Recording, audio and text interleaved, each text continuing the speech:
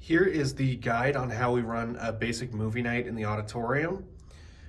So I'm here, everything's shut off right now. What we're gonna do, we're gonna start with the normal stuff. So lights, typically for a movie night, I like to do dim and then shut it off before it starts. So we can do, let's do stage off, seating dim. Then we're gonna come over here and we're gonna have to flip a few things on. Same as normal, gonna hit this. That should turn this video switch on. Looks like somebody shut it off, so I'm gonna hit that. Power, this will turn on. Now we'll hit all 4 of these amps. Okay. Usually at this point, you would turn this rack on for the mixer, but because we're doing a movie night, we don't actually need the mixer. So what we're gonna do instead is this Sony player turned on when you hit this switch down here. So we're gonna use this guy. This is like our movie box thing. It looks like a little router. So there's a button at the top. Hold that, it'll turn blue and it'll boot up. This is connected to this monitor. So in a second, it'll kick on. This usually takes a good second to turn on. In the meantime, this is our remote here. We keep it on this shelf. It's this little one. Once you're done, make sure you put it back here. It is easy to lose. So it's booting up. It's called the CineLink. This is connected to the internet and basically automatically downloads anything that people buy the rights for. And you can just play them like a certain number of times. So let's say we get a movie in, you don't want to just play it to test it because it might use the rights for that one play, then they won't be able to play it. So there's a test movie, which I'll show you. I'm gonna go ahead and drop the screen while we're at it. So now the CineLink is on.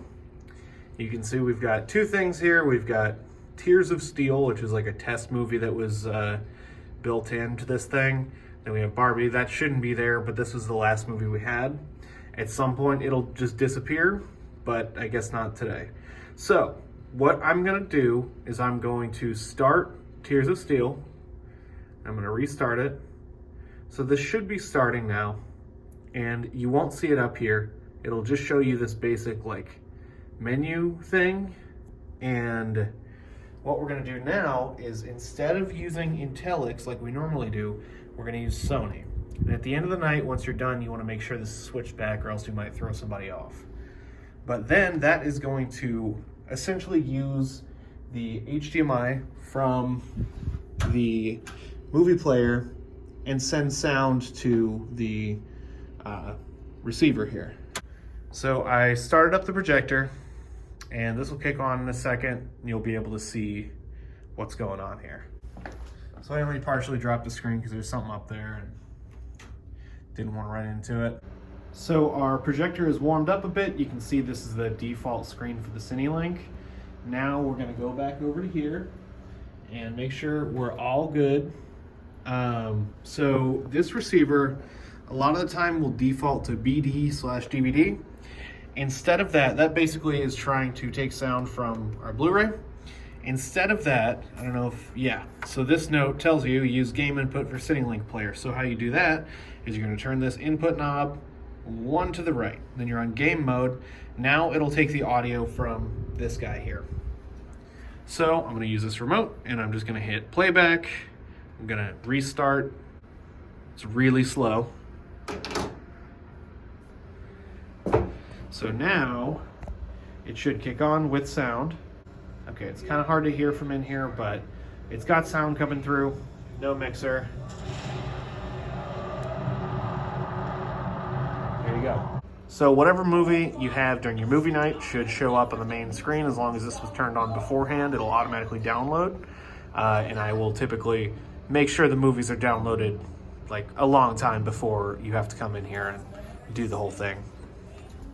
So let's say movie night's over. We're gonna use our remote and I'm just gonna hit the escape button. So now it is cutting. This might go back to normal, it might not. Looks like it's not. All right, I unplugged and replugged the HDMI and that seemed to fix it.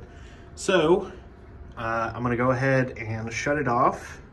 So you're gonna use this remote, just select the little power button at the top, or you can hit this red one down here, power off, confirm, and now it'll shut off. So again, at the end of the night, you want to make sure that you switch this back to Intellics before you do anything else, so you don't mess up anybody who comes in after you. Then you're going to hit this one, just shut off the video switch, then you just hit all the amps. Then lights, usually when the movie ends, I'll bring it back up to stage off seating dim. Then, last step, you want to come over here, shut the projector off. There we go. So that's how you run a movie night. Pretty straightforward with a couple of weird steps in between.